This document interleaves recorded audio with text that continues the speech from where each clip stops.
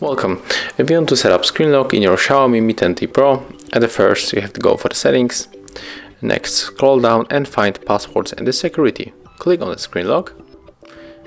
As you can see, I just set up the pattern, but we can change it for the pin. So let's click here, read the description, and after that we can click that we got it.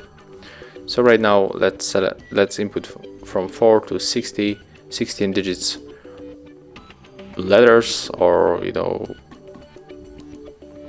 what I mean. So just input,